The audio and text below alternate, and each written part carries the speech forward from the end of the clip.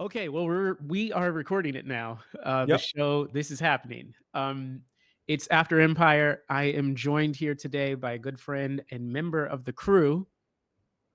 If you want to introduce I don't know why I'm pointing at the screen like that's weird.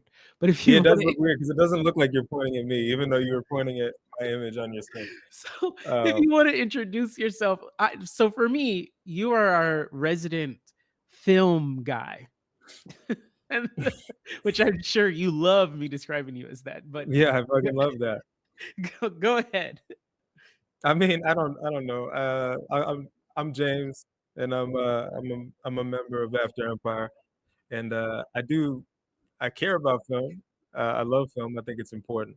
I am not comfortable with being described as the film guy, but it's all good, you know.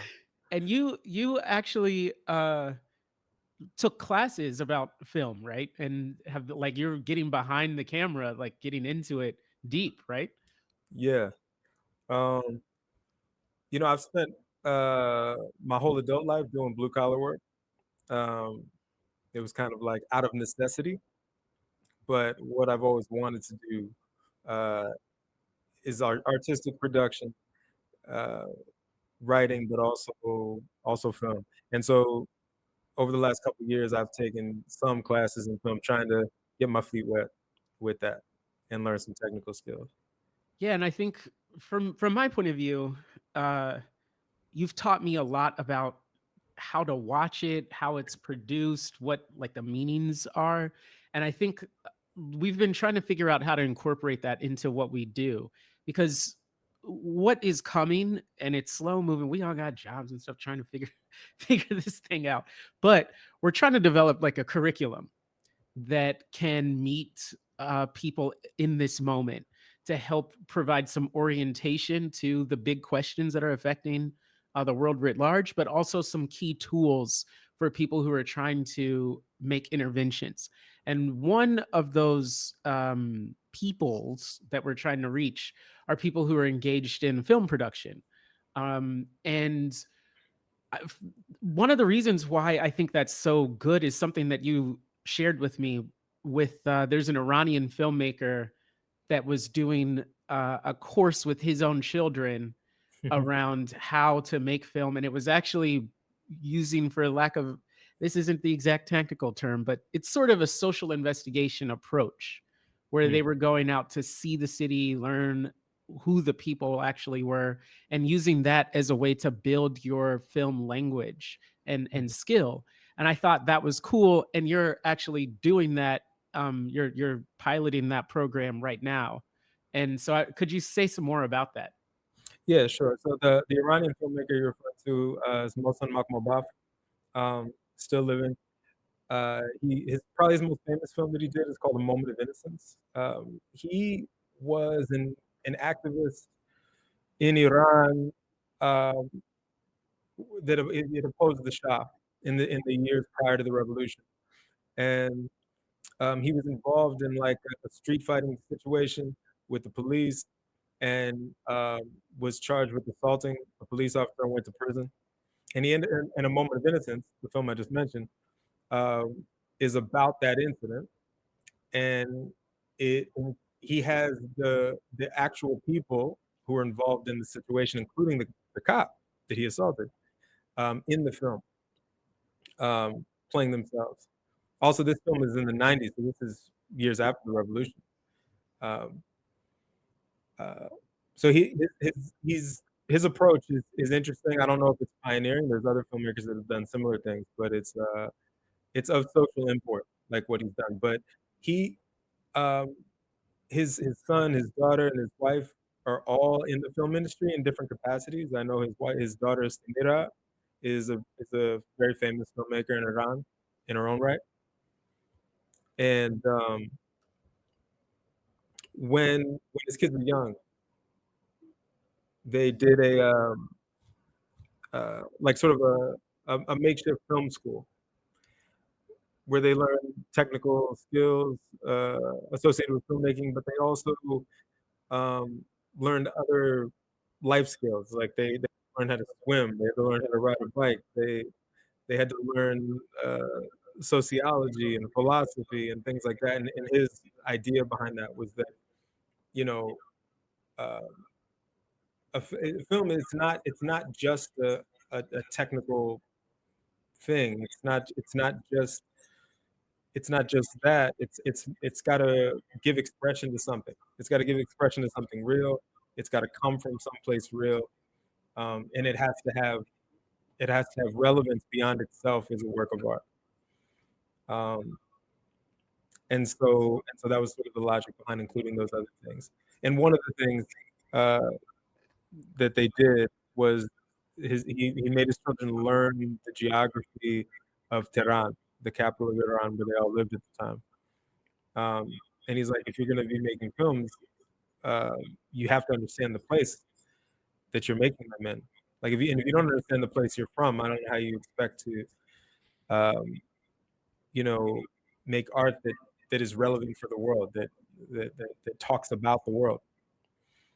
Um, and so this summer, I have one of my sons, um, who graduated from high school this year.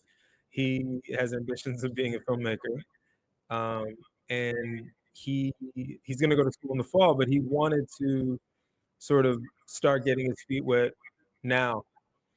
And so I'm sort of, along with myself, him, and his best friend, who's also interested in film. We're sort of doing a similar uh, experiment, experimental film school, inspired by Makmova. Yeah, I think this idea of having films having to be of a place and people and express something real, I think is going to bring us to the subject that we're going to cover today, which is the movie Sinners. Mhm, But I think there's a context in which there's a real yearning, I think, among people for precisely that kind of film experience.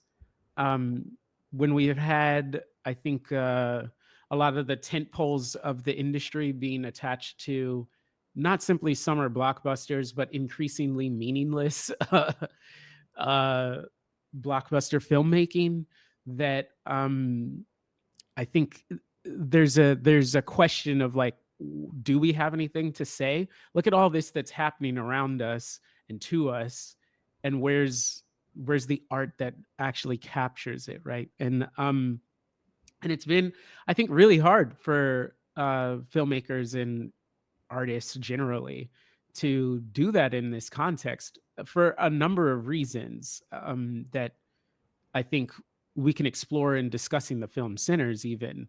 But I thought that I thought that trying to make an intervention around the question of orientation and practice around cultural production is something that we're really interested in, because these questions are feel so immediate and intimate, not just for the person making the thing, but for those of us who receive it and engage it.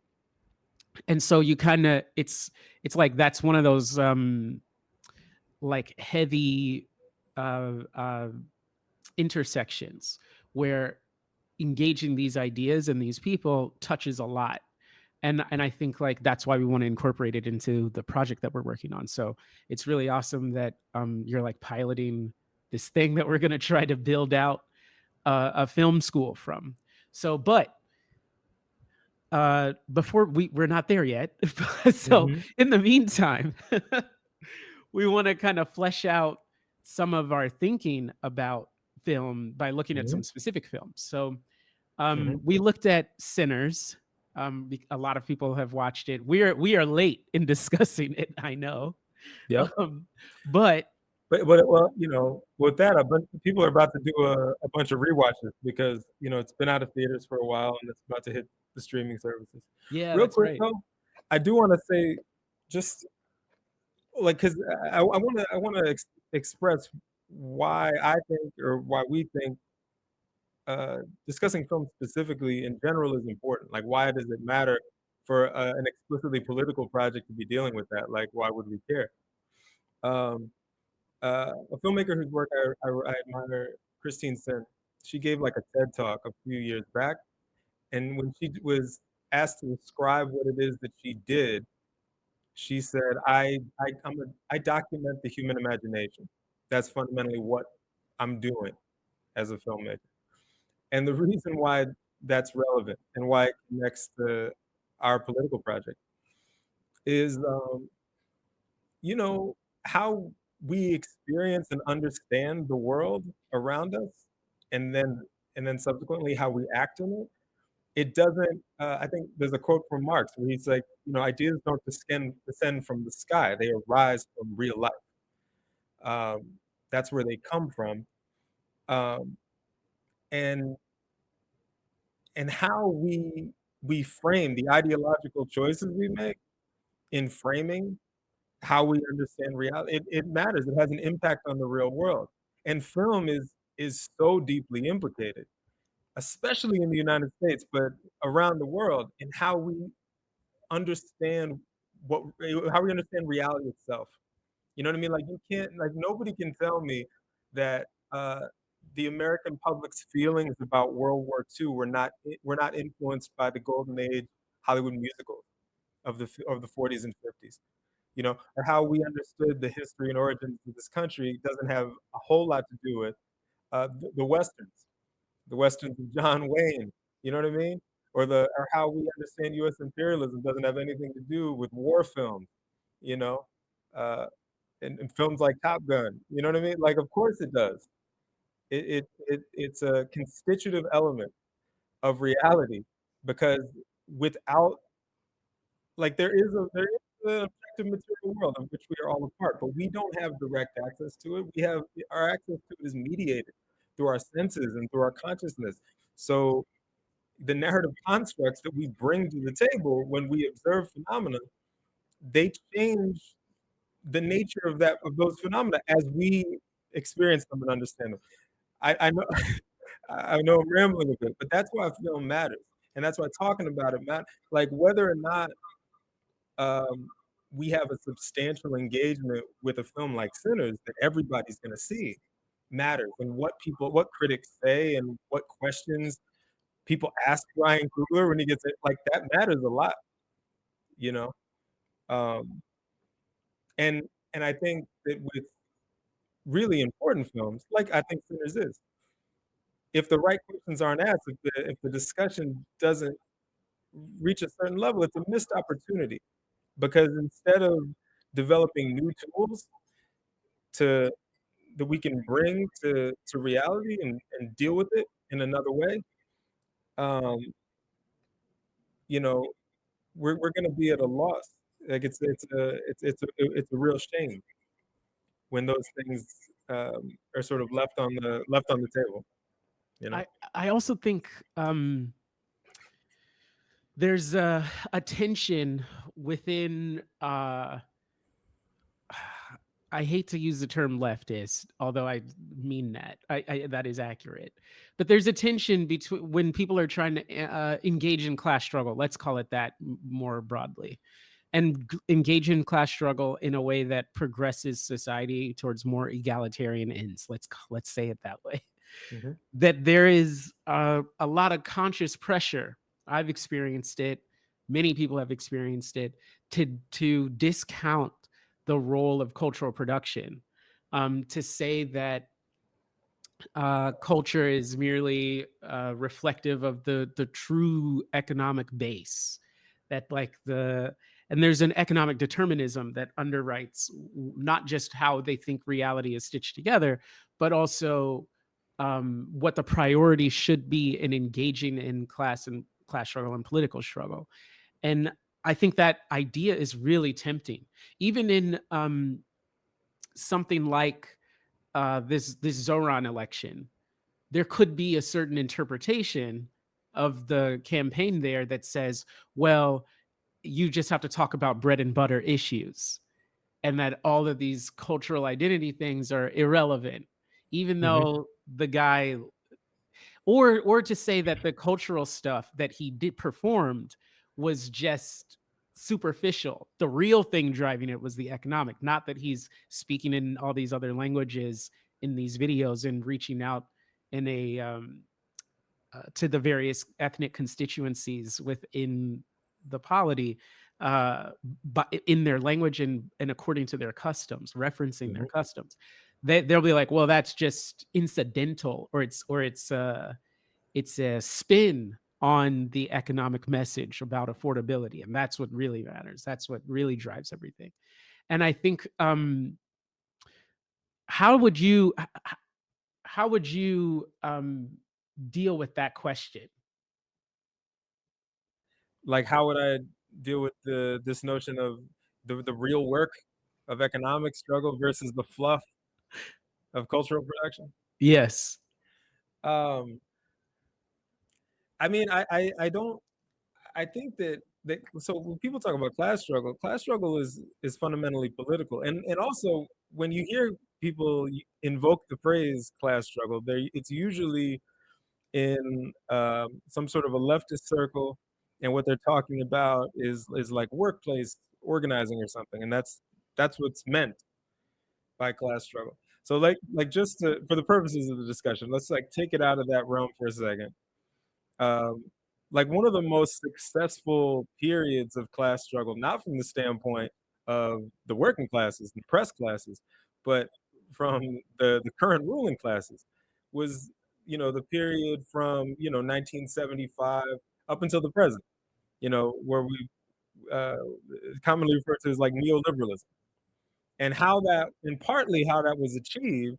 It wasn't just like a boots on the ground maneuver. It required quite a bit of taking all of the energy and momentum and the ideas that had given animus to the previous generation, the movements of the 60s, that sort of culminated in the revolutionary moment of 1968, or more precisely, the period between like 1966 and 1970. It had to take all those ideas and rework them so that it could justify the program of economic austerity and privatization and all of that stuff, restricting rights of workers to organize themselves, and all of the things that went into building the neoliberal regime that we still live under.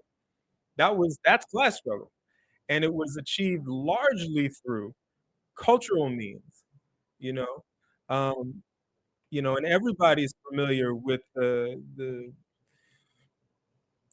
whole rap about personal responsibility, and in this world you're on your own, and if you're fucked up, if you're broke, then it's your fault. You know that's on you.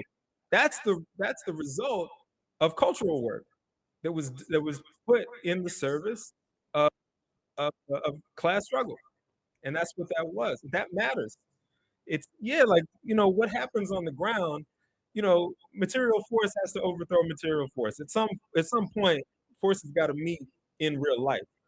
But, again, like, the way people who's gonna show up to the fight if they don't know why they're there, and if they don't know what they're there to achieve?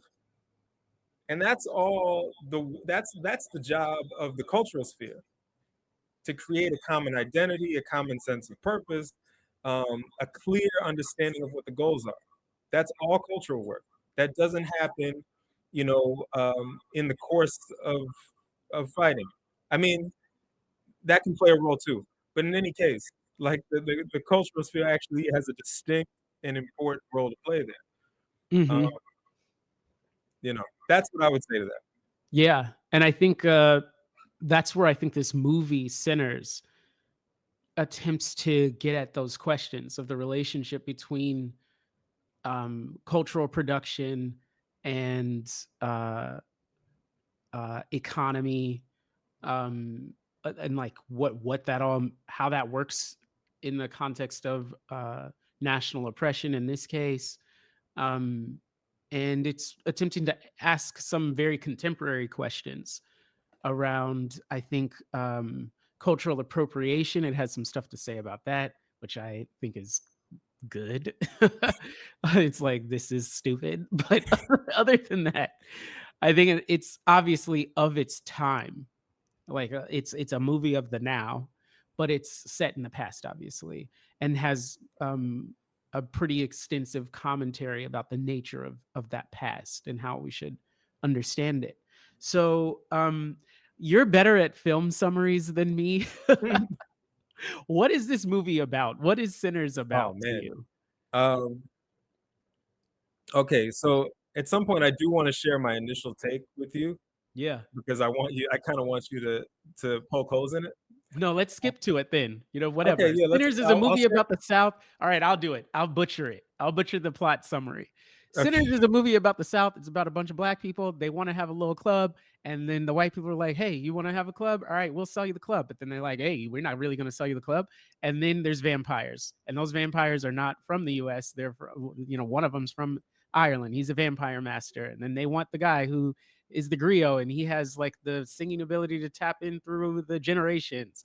And then there's some stuff about that, and it's all about the blues because it's in Mississippi, and Mississippi is where people understand the blues to be from, and it's particularly the Delta blues, and it's from like the most famous part of Mississippi where that music is supposed to be from.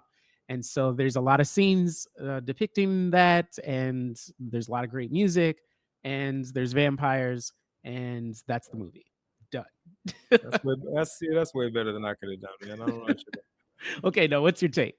Okay, so my initial take, I've had subsequently, I have some other thoughts, but I wanna put out my initial take. When I first saw it, um, I enjoyed the film. I thought it was extremely well done. I thought the performances were great. I thought the way the characters were rendered was beautiful. I thought it was shot beautifully. So, I liked it, and I respected it as a work of art. But when I thought about the politics of it, um, I couldn't see past, uh my impression of Ryan Coogler based on based on my political read of Black Panther, the original Black Panther.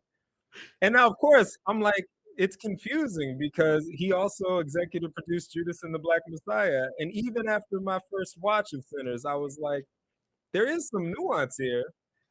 I don't know if he just raising questions? Like, what's he saying? Because when I so in Black Panther, you have okay, I was like, what's he saying? He seems to be saying something pointed about the question of what is freedom, what is liberation, what is the nature of it, and also he seems to be saying something pointed about the importance of solidarity between oppressed people. So what's he saying about that? Um, in Sinners, this is my initial read. You know, the juke joint is the oasis, the place of liberation. So the nature of liberation is creating your own place, which you sequester from the world and you keep everybody out. That's the only way you can be free. It's like Wakanda in Black Panther. And then fundamentally, you really can't trust anybody who's not you to assist you in the pursuit of that goal, and even other oppressed people, you gotta you gotta keep them at arm's length because at the end of the day, they're gonna fuck you over too. Which is so I thought it was an interesting choice. I'm like, they're in Mississippi, they're sold the joint by the Klan essentially, who have every intention. They're basically defrauding them with the intent to murder them at the end. But they're not even the bad guys. They're not the main bad guys. The vampire is an Irish dude, not an Irish American. He's from Ireland. He's a colonized person. That's who he is, and he actually reminds them of that over and over again throughout the film. He's like, "Oh no, we have an affinity for each other. Like we understand each other because we actually come from the same kind of experience." Um, but he's there to like leech off of them, and I'm like, "That's the leech that we need to be wary of? Is that guy?" I That seems like a dubious political assertion that he's making. I don't like that. This is my initial take. Hmm. Um, and so I was like, at first glance, like the surface glance is like this is a shallow understanding of what it means to be free. And really, if you want to be free, solidarity is necessary. It's not easy, or automatic, but if you don't have that, you're not gonna actually be free. Give me the plot details because I know what you're talking about, but for the sake Yeah, of the audience, yeah, give me the plot details that substantiate your position on keeping everything internal yeah, versus allowing interlopers, if you will, or other people. How do you know that in the film's context? yeah. So, like, the people that show up to the juke joint that the 2 principal characters, both played by Michael B. Jordan, Stack and Smoke, they buy this joint and they're gonna run their own juke joint in the town of Mississippi that they're from.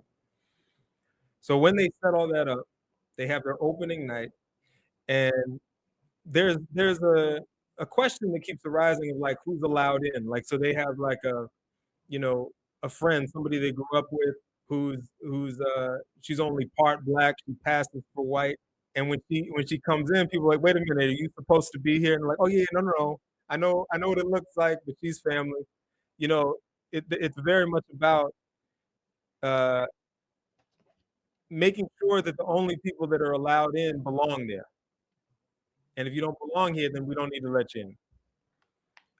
And I thought that that was also part of why Coogler chose to have the supernatural, sinister element be a vampire, because a vampire, the obvious analogy of, you know, sucking someone's blood, being a parasite and leeching off of someone, but also, um, and it's pointed out in not so subtle a way throughout the film, and I think it's an important aspect, is that in the lore of vampires, in order for them to enter your house or enter any um, building you're in, you have to invite them.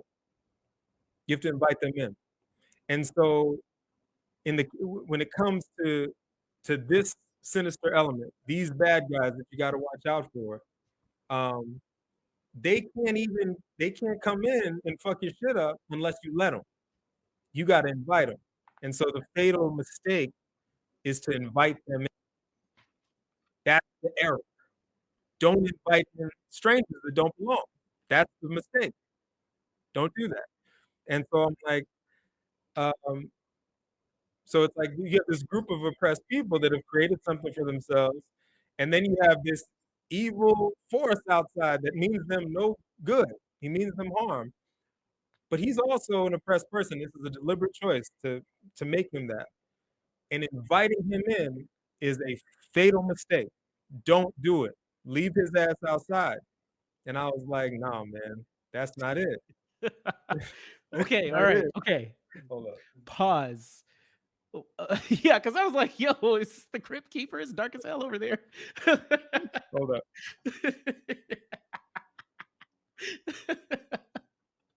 So, all right, so It was like I hear you. dramatic writing, you know?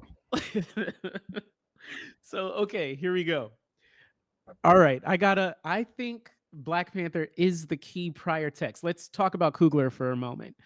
He did Fruitvale Station, which you rewatched, and I haven't rewatched it, but that was a key movie. It's the Oscar Grant film that came out, I want to say in 2013. Saw that in theater. And that was as soon as I saw that, I was like, I'm a Coogler guy. And then Me too. Creed came out, Mhm. and since the opening scene in Creed, it's in because Coogler used to work in juvenile detention. Mm, And so, it didn't know that. starts off in with this tracking shot behind like the guards running in to break up a fight between the kids, and it's in the juvenile detention center. And I'm like, oh, this is phenomenal. This is who's making a Rocky movie. First shot is in the juvenile detention. Like this is great. Um, Mhm. then I think after that is Black Panther, which we can talk about. But like, I think the key thing with Black Panther, for me at least, my key criticism, which is why I was like, this movie is garbage in a certain politically. There are many reasons, but the final scene where Killmonger kills himself, and he's like, "It's better to be dead, to than to survive." I don't know. Like that was it was like a very Afro pessimist film to me, Mm, because it's preaching death as a desirable solution to the social problem of oppression, and I did not like that. So I felt that, and then of course he did Black Panther 2, which the less said about that film, the better. Uh, then, but I thought that this film was a bit of a mea culpa Mm, about the Afro pessimism of Black Panther. So, like you, I see the relationship, but I see it a little bit differently. So, like, uh, so I feel like the vampire is, it's a certain social death. It's viewing because he's offering them a freedom from struggle in their material conditions, and that there's a social death of immortality where those conditions no longer apply to them, and so they can exist socially dead. And so for me, that is immediately raising the antenna on the Afro pessimist elements, because the movie is saying, because the main character, Preacher Boy, he repudiates the social death question. And there are two, from what I recall, there are two repudiations. One is at the end, in the coda, where I forget which one's, probably Stack or something, and what's her it's name? it's it's stacked. It's stacked. Yeah, and Because Smoke is the one who smokes. That's oh, how you can remember it. there we go. So he and what's her name, his girlfriend, come back Yeah, and talk to a now old preacher boy who's played by Buddy Guy, the blues musician. yeah. And they ask him about that day, and he was like, "Yeah, until all of that, it was the best day of my life, and no, I wouldn't like be dead. Like I'd rather have lived." And which is the opposite conclusion of Mm, politically of Black Panther, where the viewpoint character is saying it's better to be dead, and whereas here he's saying it was better to live. And that was the first repudiation. Then the second happens. I forget what her name. See, this is why I need to watch the movie again, because I don't forgot everybody's name. But what's Smoke's wife's name? Uh, her character's name, I yeah, can't she played. remember. She has the hoodoo, and the Yep. mojo and all of that, right? So before she dies, she says to them, "They can feel." And for me, this is a key repudiation, because it was saying they're not actually socially dead, because they're able, and because of that, they're able to make a promise to Smoke that they're not going to turn Preacher Boy. Mhm, They are still tethered to the material world, and affected and bound to it. So the idea of social death was a lie. The vampires, the Irish vampires proposition was false. mhm, And that the that so one, it's not better to be dead, and two, the idea of social death, of being able to be separate from these conditions, is a false premise. And I mhm. think, like, that's related to the final scene of the film where he guns down the Klan, which is supposed to be like the big rah rah movie. Is the rah rah part of the movie isn't killing the vampires, it's killing the Klansmen. And that Yeah, is, again, another yeah, repudiation of the social death element, and that the struggle is what matters, even though he dies. In that, it wasn't it wasn't like it wasn't like a suicide per se. It was valorizing the fight. yeah. So for me, those things combined, for me, signaled like a mea culpa. Like, Mhm. all right, Black Panther was dumb as hell. I had to make a Disney movie. And then and I Well, tried to put a now lot I of don't. stuff in there, but whatever. I because now I'm suspicious of my own conclusions. I don't know now if because we're gonna get to a clip from Ryan Coogler later, but I thought that uh, the Killmonger character in the original Black Panther was meant to be representative of, to a degree, Black Americans generally, but more specifically, um, the tradition of Black revolutionary struggle that comes out of this country. Because Killmonger's from Oakland, and I thought that was like a key thing. And I knew Ryan Coogler was from Oakland too, but I felt like it was a bastardization and sort of like a dismissal of those politics and that tradition, and the politics of the Black Panthers. Like that's what Killmonger represents, you know, and he's the villain, and then this fucking African monarch is the hero. This African monarch whose nation is not only closed off to everyone, no matter if you're African or black somewhere else. Don't everybody is it's secret. It's not you don't even know it's there, and um it's a monarchy. And then he's in bed with the CIA. I'm like the only positive white character is a fucking CIA agent and shit. Like I was like, this is crazy. But now I'm wondering, I'm not sure if that's what Ryan Coogler was attempting to. I don't know if he was making a positive argument for that. Like Hmm. I'm not sure. Like I want to watch it again. Like I'm not sure if that's what he's doing. I think he might. Maybe he's raising questions about it. Maybe he wants you to wonder about that. I don't know. My only thing that I'm critical of is the ending. Like whatever questions he wanted to raise up to that point, and whatever, I'm like, it's a Disney movie. There's like characters that they have to weave in that are beyond like his control around the plot, right? So even that CIA character, he's in multiple Marvel films. So Yeah, like he has to deal with this guy, right? He sure. has to so it's hard for me to interpret. Now what he chooses to do with these people, Yeah. especially the Killmonger thing and the arguments that are made, like that is 100% him doing that Mhm. because that is a classic African American. Why didn't they come get us? Like, which I've heard a lot of times, and I'm like, because who first of all, who is they? And Right. then y'all are the ones running around here talking about we were kings and queens. And I'm like, yeah, those kings and queens sold us to like what are you talking about? Like, Yeah. okay. But like he's trying to wrestle with that stuff and wrestle with pan-Africanism and the divide between the diaspora and the continent and all that, which okay, cool.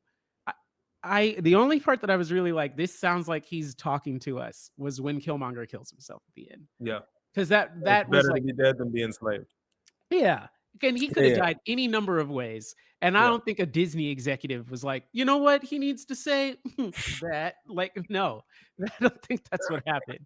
So yeah. so for me, I was like, I was furious.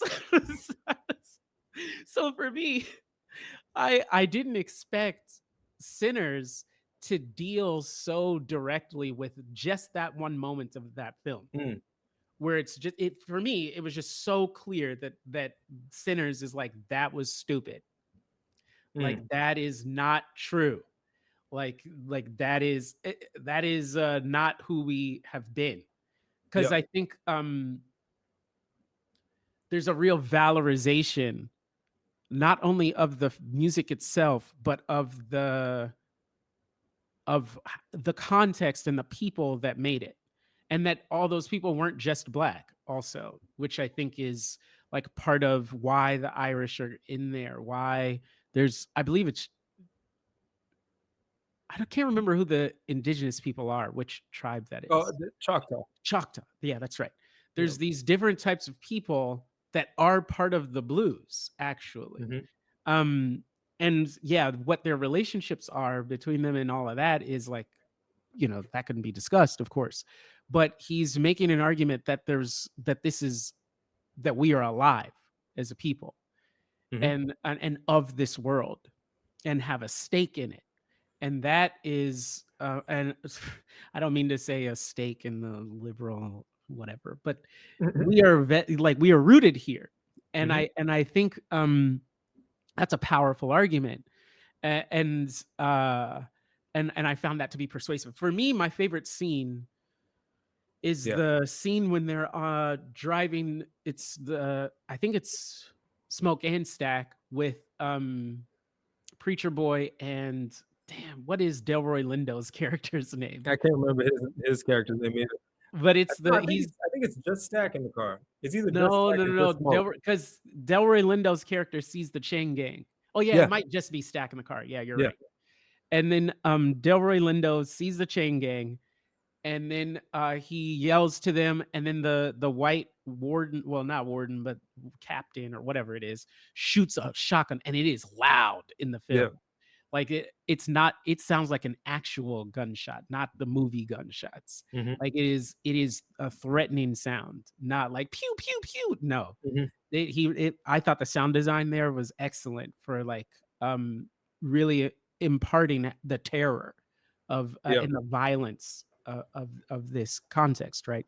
But the shotgun goes off and the guys have to get back to work. It turns out that Delroy Lindo's character knows them, and he starts kind of talking about the backstory there, and there becomes a point at which he can't speak.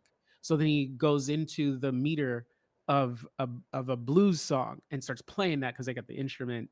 Preacher mhm, Boy has the guitar, all of that, mhm, because he's a harmonica player.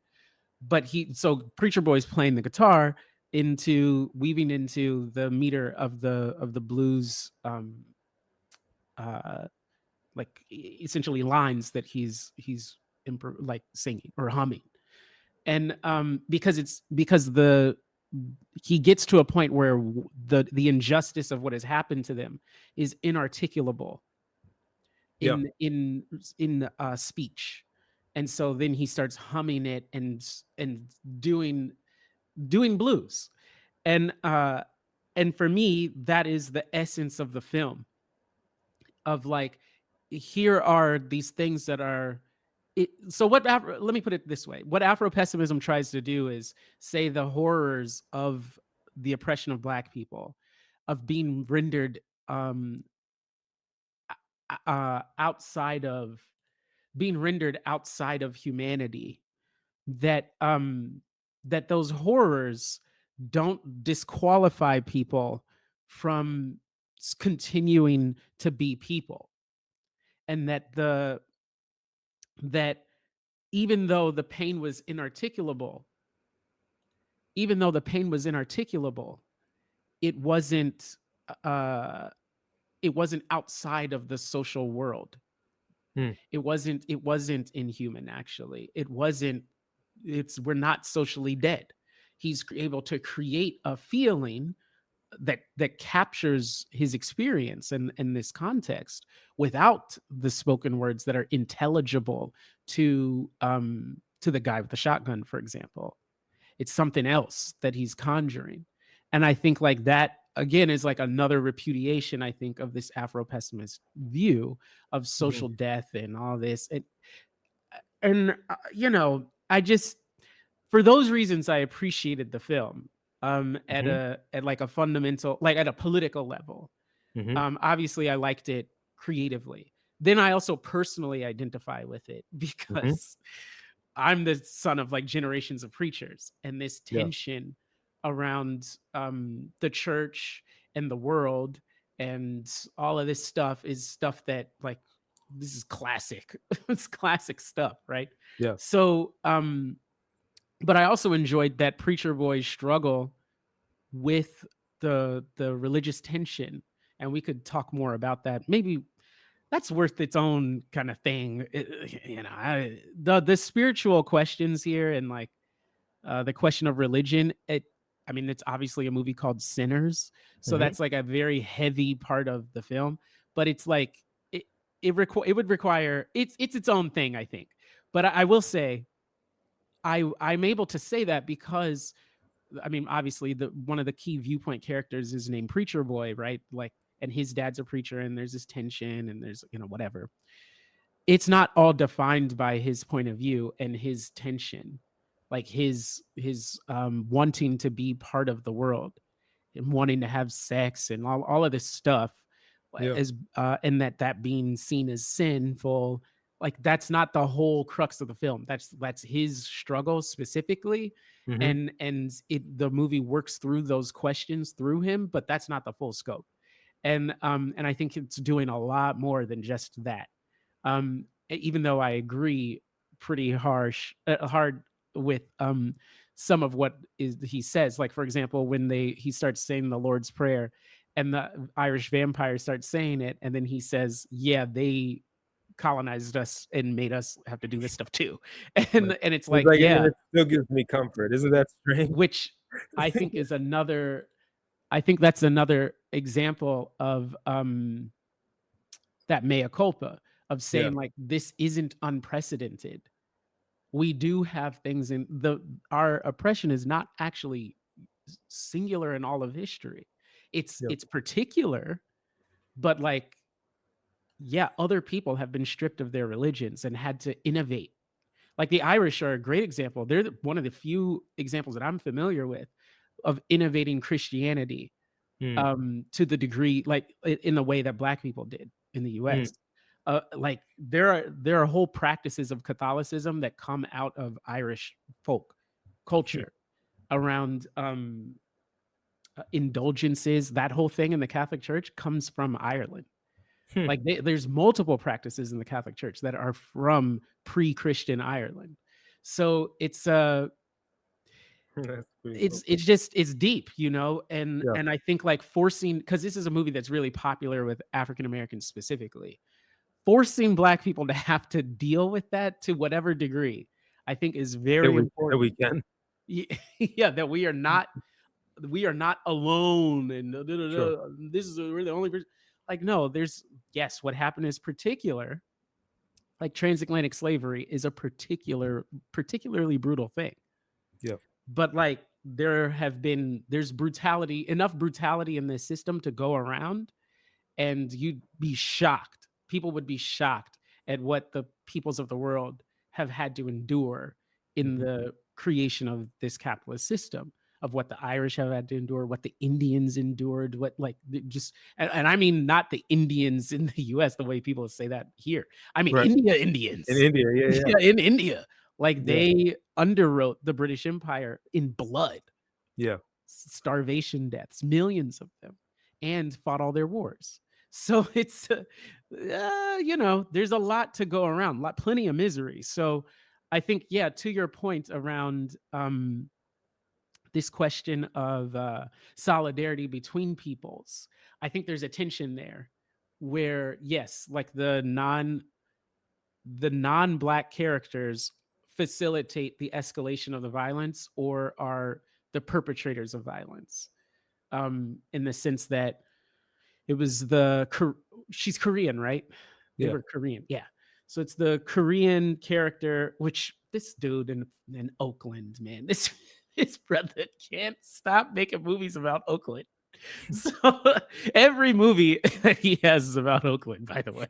So anyway, that was some California shit, like Korean store owners. Like, come on, man. Yeah. So anyway, he in Mississippi, like so I guess it supposedly Well, existed, no, that's you the know. thing. I don't know much about, the history of Korean. There's a history of, like, Chinese merchants Yeah. living in the Delta. Like, Yeah. that's the thing. He didn't make that up. I'm Like, not saying that's he made it up, but I'm just saying he had to do some Oakland, California type shit, and put that in there and really like, but and the fact that they were nice to them and got along was Mhm. like a big deal considering he's from California and makes there that's a meta structure in like all of his films, right? So and in this context of like black people going around beating up Asians, like this is a real issue.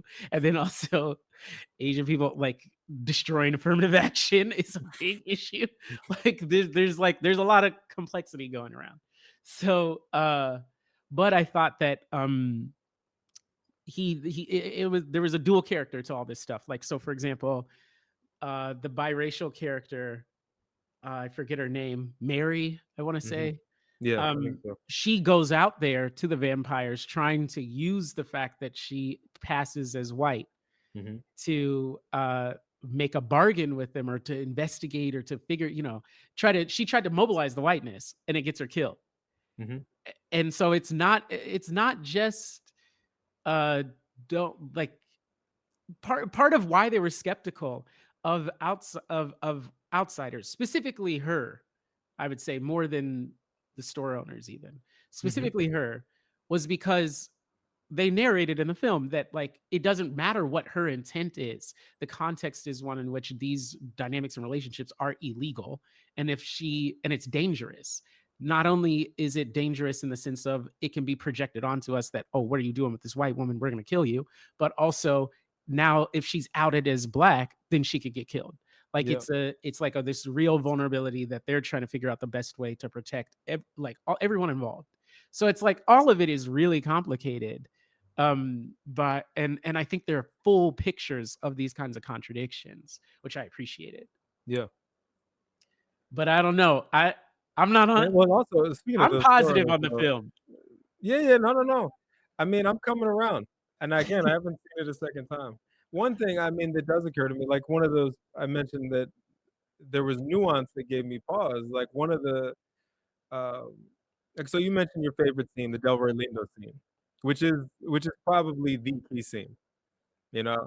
Um, but in that moment, like what's being one of the things that's being communicated is not just like he's saying, uh, communicating a lot about the history and the nature of the place that they're in, um, but also what the music is. Mhm. And you articulated how it's like, you know, it's an expression of something that's inexpressible. It's a, uh, it's a way of like asserting your humanity when it's been stripped from you. And throughout the film, like so, there's that moment where the blues is that it's like pain you can't even talk about. It's a way for you to express it and explain it, and also deal with it. Like he's about to fall apart, and he needs to play the harmonica to hold himself together. You know, so it's like a suker, like it has that role. But then throughout, like the blues keeps coming up, playing different roles. Like it's also it convenes people. It's an expression of joy and sexuality, all these things. Like it's all the stuff of life, basically. Like it's the source of and the means to life. And it's like that's I think that's why people love that scene. That's why people love the scene where, like the juke joint not in actuality, but symbolically burns down, and all of these sort of iterations of the griot that Preacher Boy is in the film, all these iterations of it across time and space start appearing, and it's like this sort of like fever dream sequence, and everybody loves those two scenes. That's what everybody brings up, and I think it's because of what it's expressing. It's saying something about the music, but it's saying even more about life. Um, and so I loved it.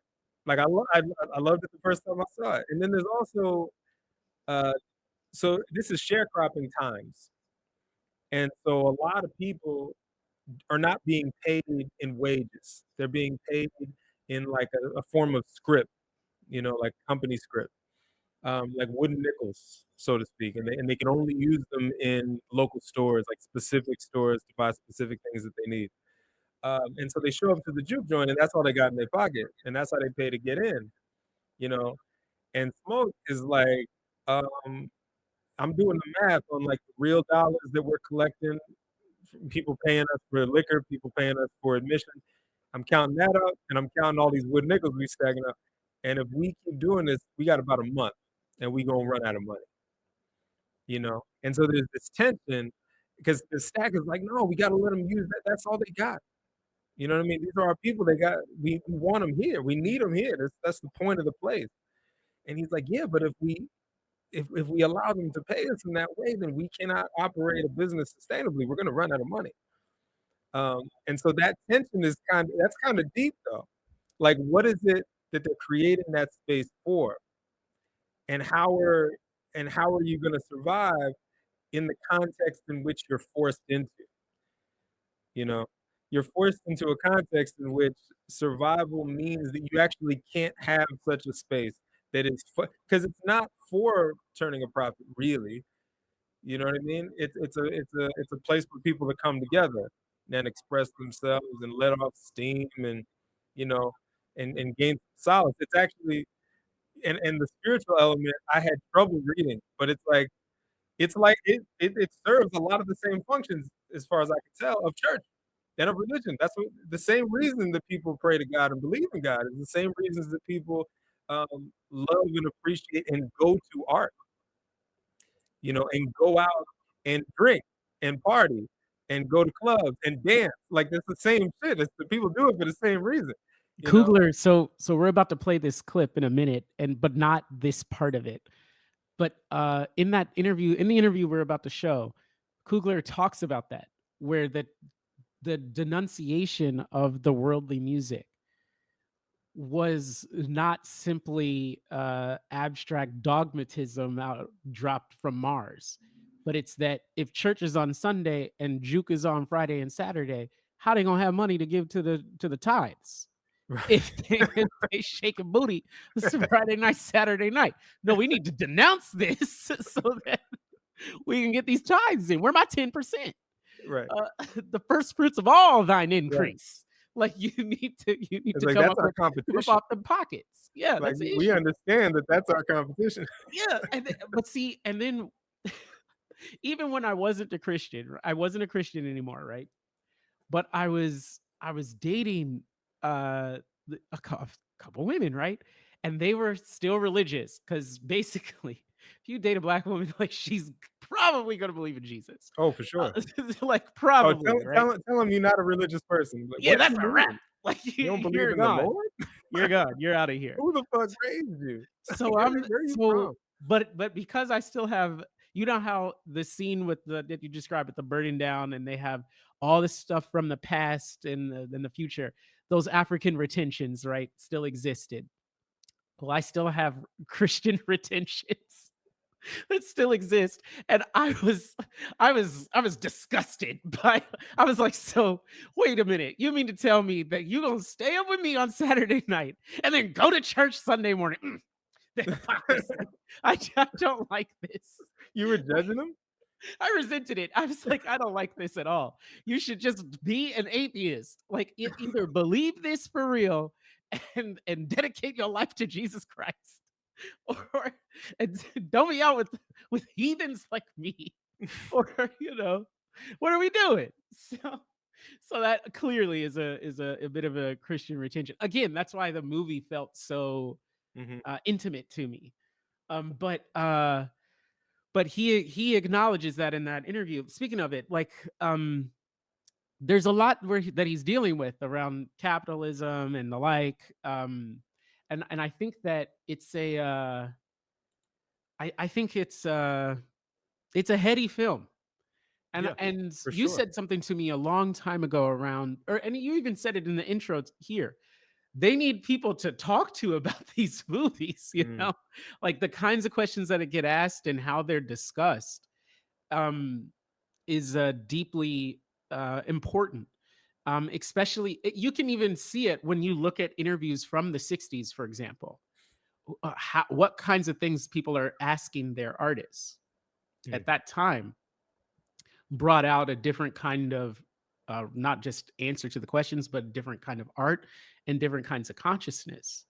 mhm, And with a film like this, a lot of the discussion around it had to do with the ownership deal that he had cut with the studio, mhm, which I don't really want to get into a whole bunch of detail about that. Maybe we'll talk about this again later, but it was dealing with the film itself and the questions it's asking, yeah, not really there in a lot of the chatter that I've seen.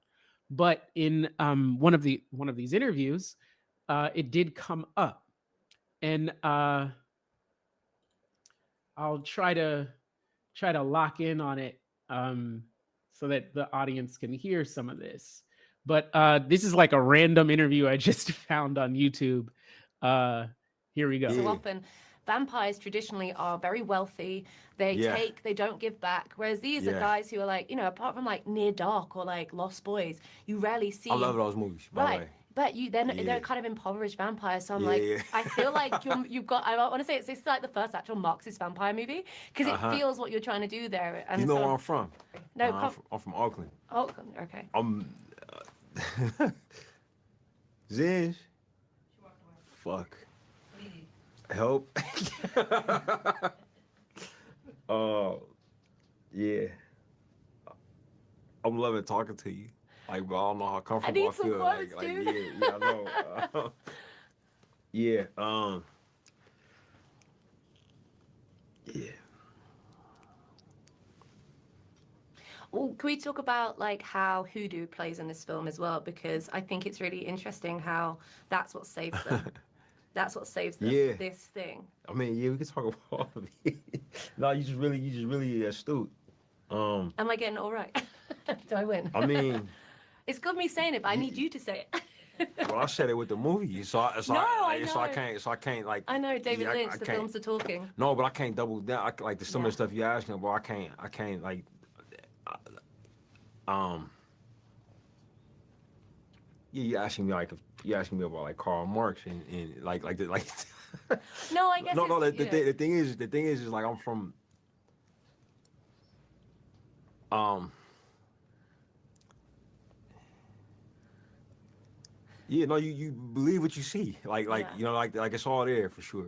Was there Yeah, any reason why you made him like again who? having the hoodoo and the Christianity that's playing here, the black church, Uh right? huh. And this idea with so much of the greatest like blues artists who came out of the black church, right? Yes, But then that's sacred, but what they ended up producing is quite profane. yes. I'd love to if you could talk to me a little about that Oh, but also sacred. Yeah, Yeah, but yeah. then well, who decides what's the moral framework? Who decides what's profane and not? So I think it's The interesting with preach. the Yeah, people decide. I yeah, think you know what I'm saying. The people decide. Like the whole dichotomy of that. Um,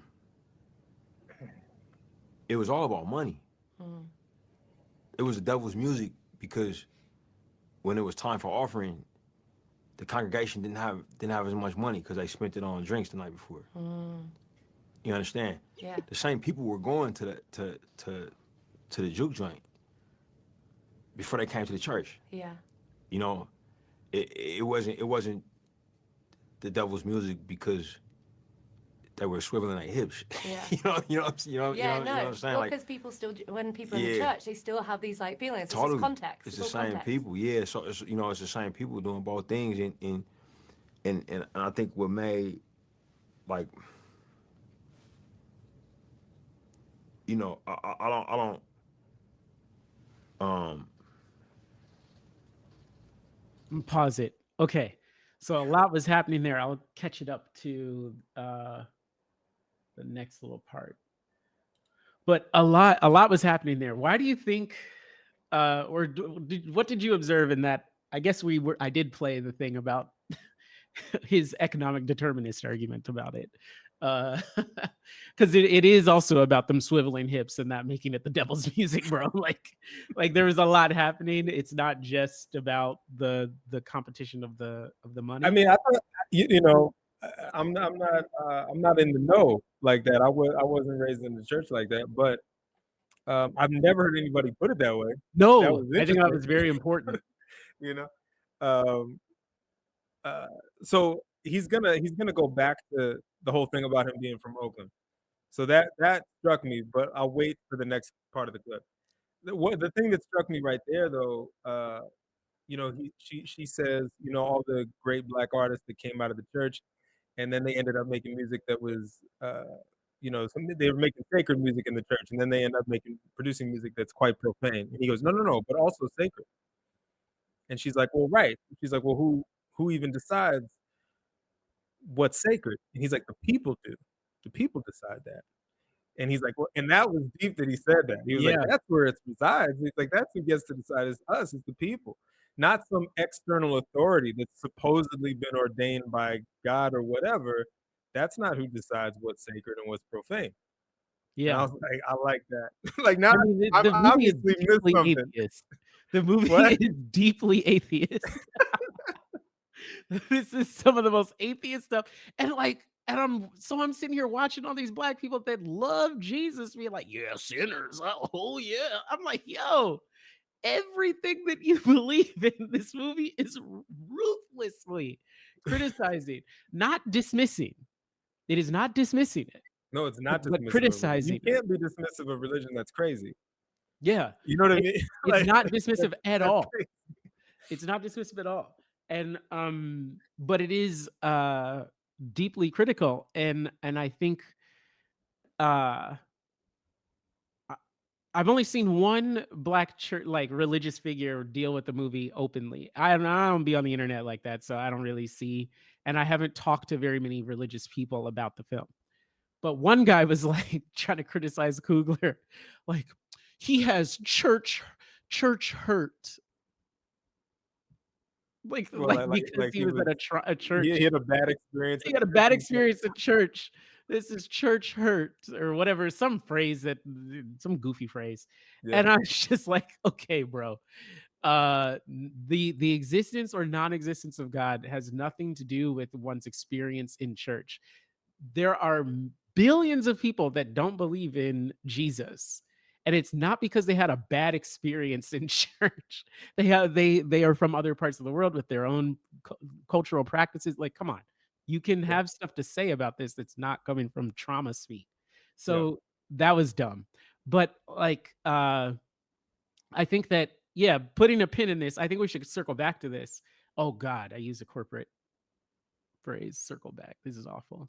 I think we should come back to it in the future to talk about the religious aspect of it. But I yeah, did think like the other thing that jumped out at me from this was his reticence to talk about the themes and the criticisms inherent to the film and the yeah, danger that exists with doing that. So he's trying to yeah. shorthand it a bit.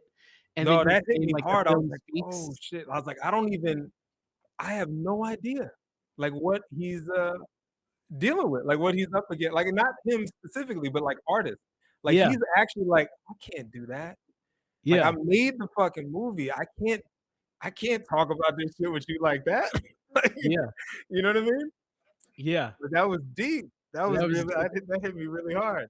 it spoke volumes, and it was like it was for me, it was like a thing of integrity, Yeah. partially, like, and I don't know what the content of that integrity is exactly, as to, Mm. like, other than I don't think it was a place of fear, No, it didn't solely. seem like that. That's It not how was I like read it either. yeah, it was like a humility in addition to, like, trying to be cognizant of the risks, right? There was also a profound humility in what he was saying, um, or his reticence or hesitation, uh, in the sense of like I created this work that has the thoughts in it, and therefore it's not singular. The meaning is not singularly up to me. That's again going back Right, you were pulling out with the sacred and the profane. The people decide. So he's like, I've put the thing out there. So then I just say what it is, and then you guys have to. Then he's replicating the church thing that he's criticizing. right. So I think that's part of it. But then I think the other part is I think there's a sense of respect, which was surprising to me given how Black Panther was. Like, Right, which is why I'm like, did I misread that's what I'm saying. Did I misread the film? Like, I you know what I mean? Like, I'm just like, we should just call that a Disney movie, and the brother I did don't what know, he had to bro. do to get, you know, he did what he had to do to make a Disney movie. But and like it was a better Disney movie than any of the other ones, pretty much, as far as like the themes that it Sure. was trying to deal with.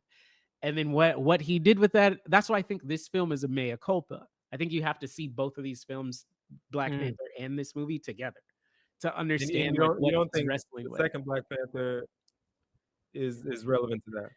Not really, because like the way that movie was made, it shouldn't have been made. So it's Mm, like it just doesn't make a lot. He's trying to do something with that film, but like Chadwick Boseman dying really colored the way that that film worked. mm, And it's also part of a period of those films that just doesn't make any sense anymore. Like they after those Avengers movies and stuff, like the quality of those films went off a cliff. And so then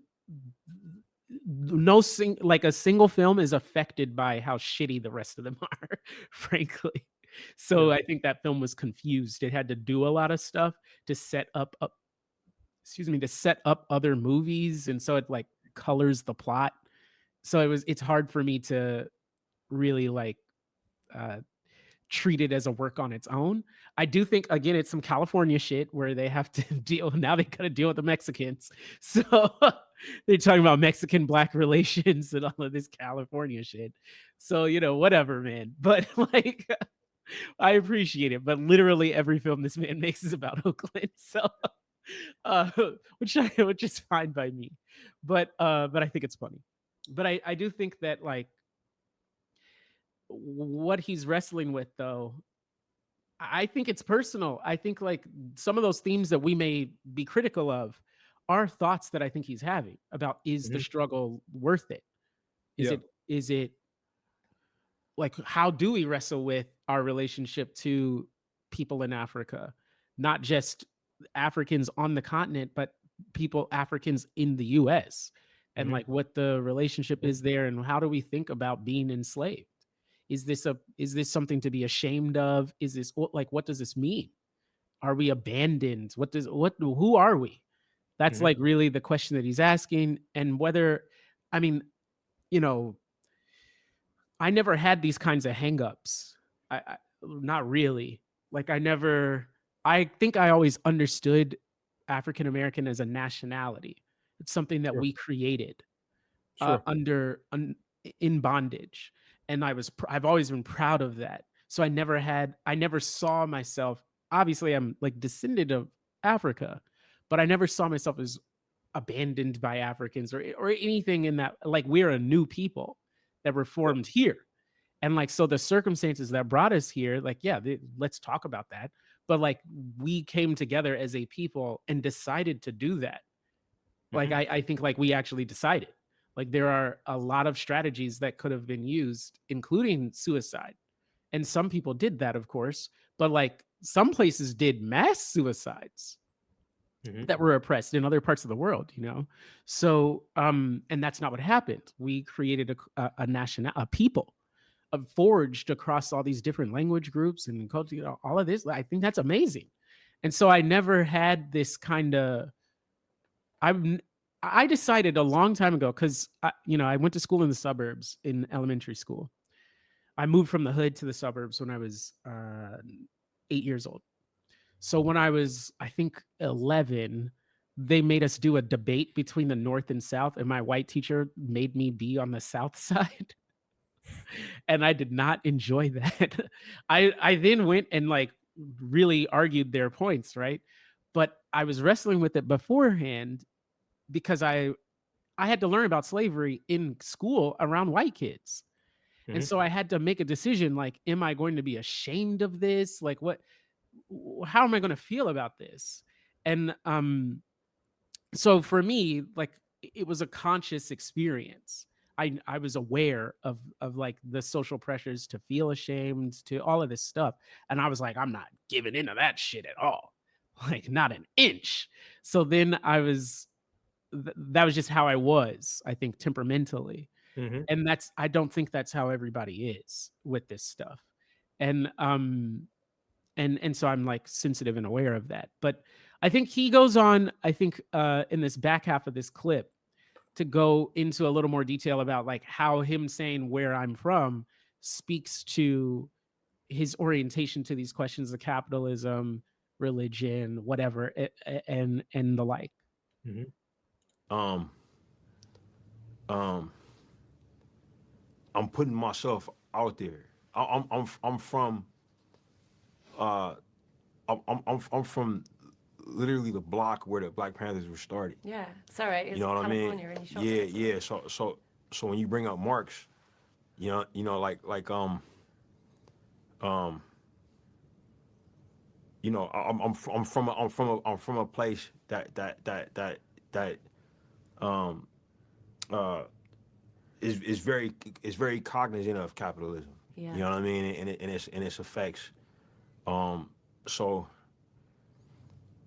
I think that would be in my work, whether I thought about it consciously or I didn't. These things exist without the Ye- people. yeah, Yeah. Sorry, I know you yeah. wanted to wrap No, up. All right, that is false, by the way.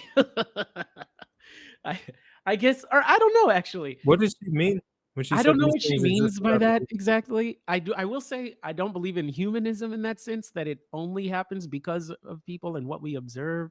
Mhm. But like capitalism is people. So Mhm. I don't know what that means. Like in that, you know what I mean? So, but whatever. That's okay. I'm good to take a little bit more time. I was knocked back by some of these questions. We probably gotta conversate. Oh yeah. But Well, because you also know, with the music, I think what's really interesting is like how much you have this through line. I love the scene where we have all these things different from different ages yeah, all coming together. And yeah, there's this also the idea of why they want Preacher Boy as well. And the that's like, vampire.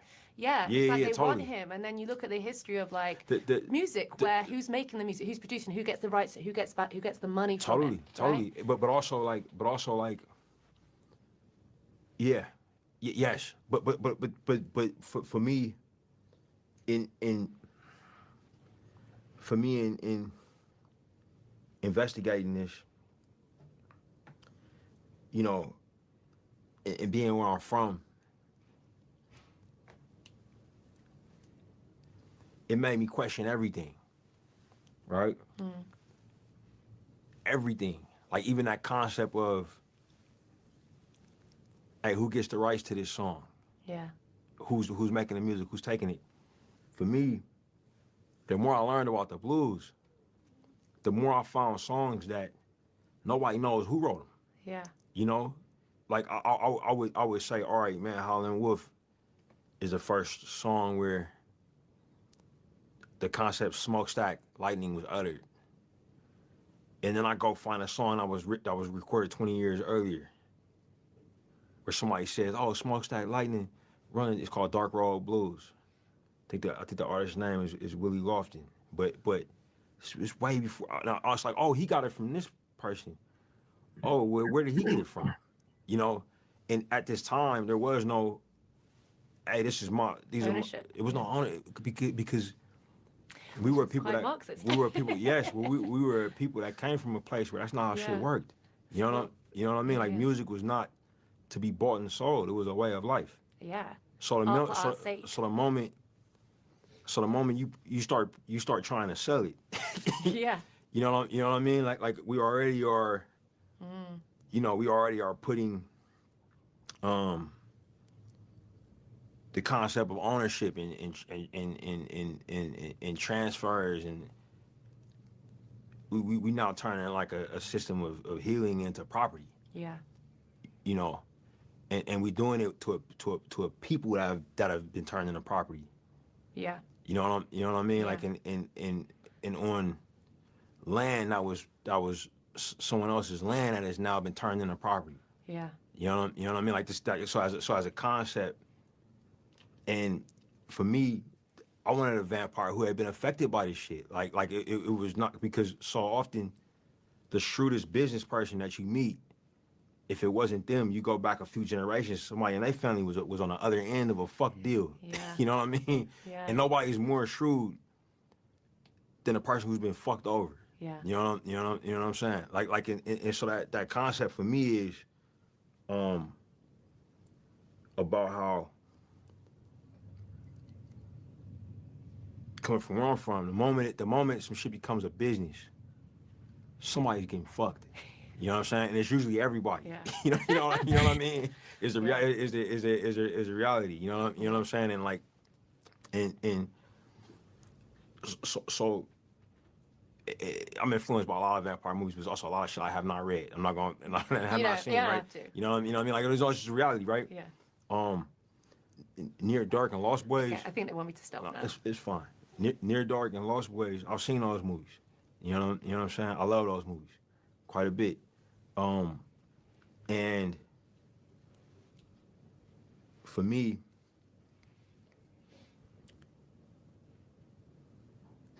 the concept of community is the thing that Mm, you know fuels all of it. The most powerful characters in this movie yeah. are fueled by that concept. Um, and the vampire, for me, has to be looking for that. Yes. You know what I'm saying? Yeah. No, I totally Yeah, agree. cool. I agree. Thank you so No much. problem. Whew. Yeah. I think he was spitting. Yeah, it was. I think the dude is super thoughtful, obviously. Yeah. what are your thoughts? Your closing thoughts on all of this? Um, We done. so yeah, I don't have like a fully revised take. I don't have like a bow to wrap it in. But I don't know if if he's making some if he's throwing out some dismissive conclusion about solidarity. I don't know if he's doing that at all. Like that last thing he said, where he was like, "Look, the most powerful characters in the film, what's driving them is the search for community. So I needed my vampire to be looking for that." Um, yeah, again, I don't have a photo wrap it in. I don't know how we're supposed to read that character and what he's doing, or even I'm not even sure how does he understand himself and what he's doing. Um, but he's not being treated in a dismissive way by the Mhm. film. Uh, you know, yeah, that shit is heavy. The other thing that I do like, um, and it speaks to that tension that I mentioned earlier that is sort of displayed in their their need to keep the place open, which requires running it as a capitalist enterprise. But also that's not really why they even wanted to open it. And there's this tension there, and he was like, yeah, that when you turn something into a business, somebody gets fucked. But before that, like he's like, we didn't come from a place where shit worked like that. Like there are, without getting into a historical thing about it, like there are other ways of doing things. And one of the reasons to have the blues feature so prominently and symbolically in the film is that like music itself, if you think about it really, it's ridiculous to commodify it. Like it completely undermines the purpose of it to turn it into a commodity. And there's still that tension though, just like the tension between the two brothers in the film. It's like, yeah, but they are selling this, and I do need to eat, and I'm making it. So what the fuck? Like they are exploiting and like fucking artists over. So like, what are you supposed to do in that context? I do need to eat, but that's not why I started playing the guitar.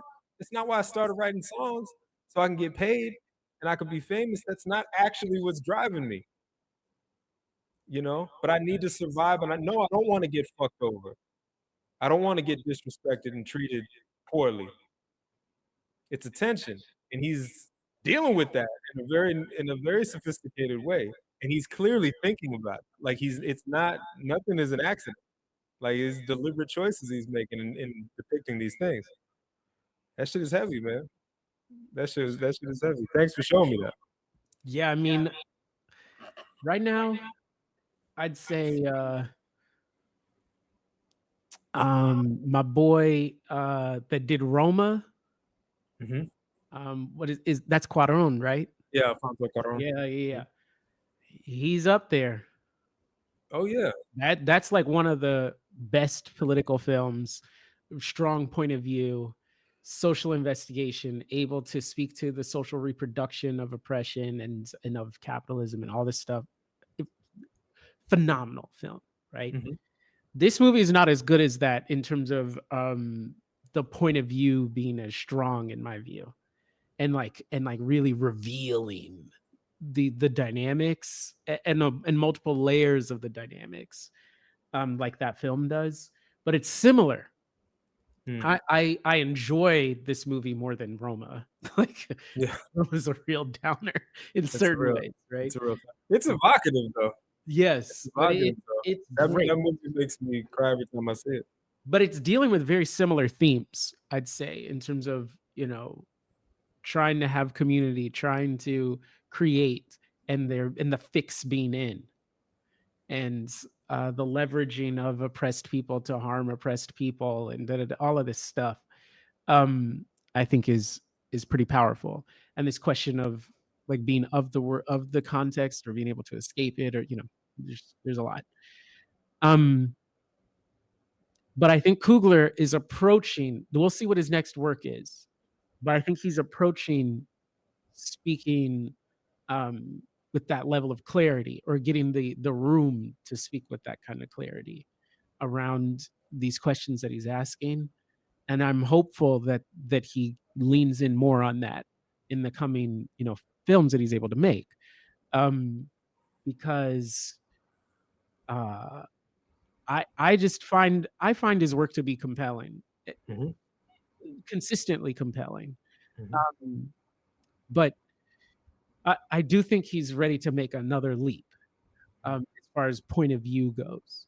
And I think, um, uh, some of that reticence, or like, "Oh, I haven't read this," or I think some of that'll go away, I think, in after making this film, and like the impact of it and the creative freedom that I think he's going to have going forward. And like, it's to the point where he needs to develop a stronger point of view, because he has a lot of latitude now.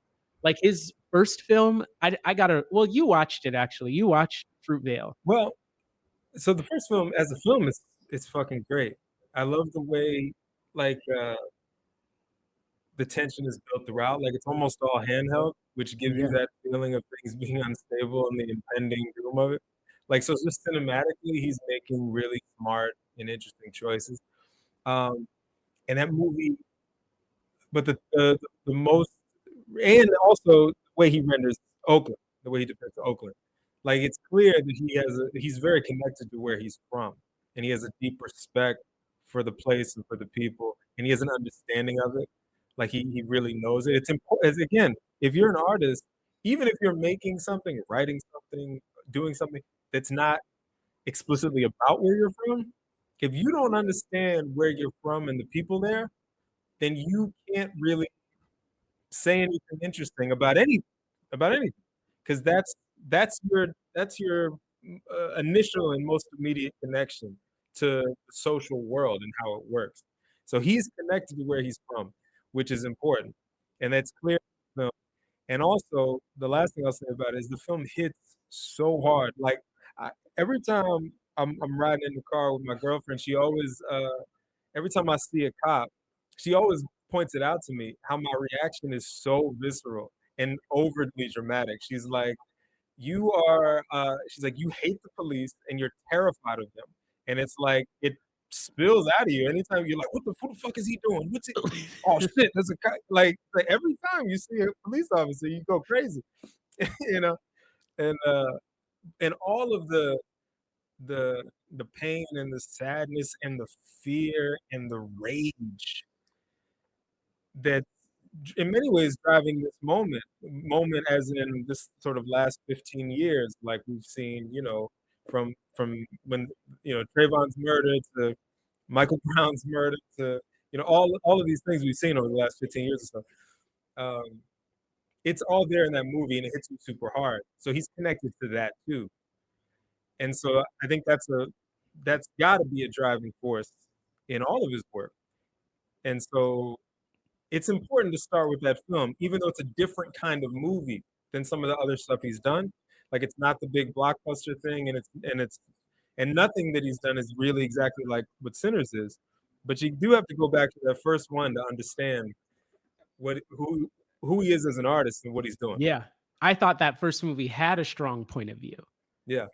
and one that was less clear in some of the subsequent work, especially Black Panther.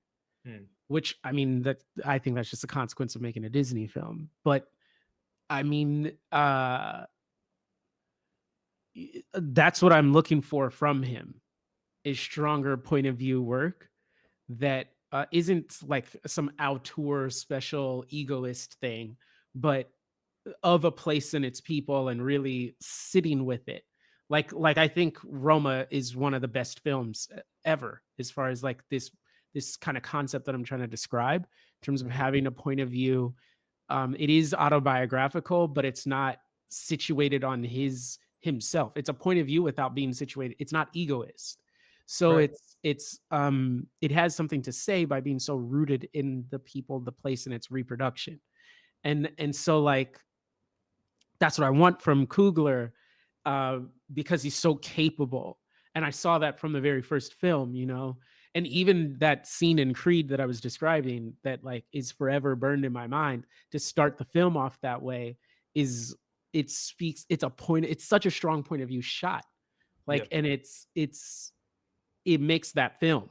It's his Yep. point of view that makes Creed good, in my view. Mhm. Like any any girl that I've seen the film with is like, "What's the fucking big deal? This is stupid."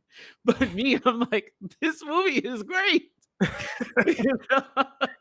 I'm like, "This is the shit." Like, but I think that's we'll see what happens. But I'm excited for him going forward, and hopefully this next Black Panther movie is the last one he has to make, and he can make some other shit, because please, we need him to make original stories. So but yeah, I think that about does it.